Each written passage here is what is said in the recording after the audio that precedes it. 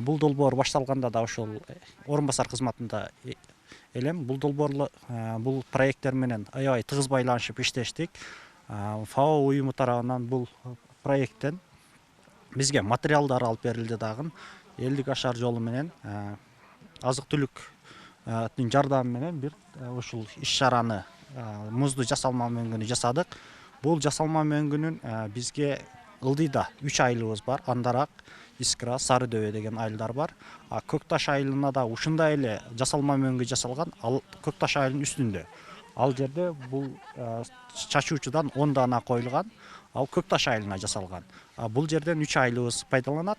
Пайдасы кандай болуп тийди деген суроо келе турган болсо, жылдан жылга суу азайып бараткан байкалууда. Мисалга башка айыл өкмөттөрдө суу тартыштык аябай көп болуп аткандан былтыркы жылы 1000 куб тай мөңгү ушул жерде жасалма мөңгү тоңгондон кийин май, июль айларына чейин мөңгү эрип элге бир топ суунун тартыштыгы байкалган жок. Бул жерден суудан барган, дарыядан барган сууну 3 айылыбыз пайдаланат. Ал жерде жалпы 12 миңдей калк жашайт, жергиликтүү тургундар.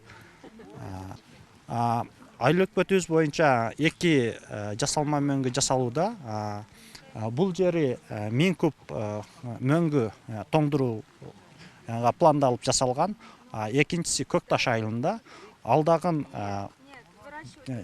700-800 куб мөңгүнү тоңдуруу пландалган.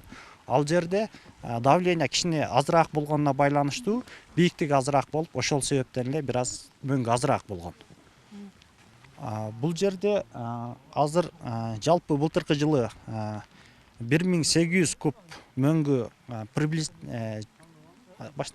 былтыркы жылы жалпысынан 1800 куб мөңгүдөн көбүрөөк тоңгон, бирок жалпылап алганда элдер суугарууну эртерээк башташкан, суу жетиштүү болуп, мөңгүнүн таасиринен эрип, суу жылдын башында тезирээк көбүрөөк көлөмдө барды дагы. Суу тоонун башындагы мөңгүлөр эригенге чейин суу көбүрөөк көлөмдө жетип турду. Тоонун башындагы мөңгүлөр эрип түшкөндө бизде жайдын ортолоруна келет, ал маалда суу кеңири жетиштүү болуп калат. Жалпысынан бул жерде 17 миң калкыбыз бар. 17 миң калктын өздөрүнүн короосундагы бүт мөмө жемишин, жер жемиштерин, бактарагын суугарууга ушул 2 мөңгүнүн таасири бар. Жана ушул жерден чыккан булактар менен гана биздин элдерибиз суга суу менен пайдаланышат.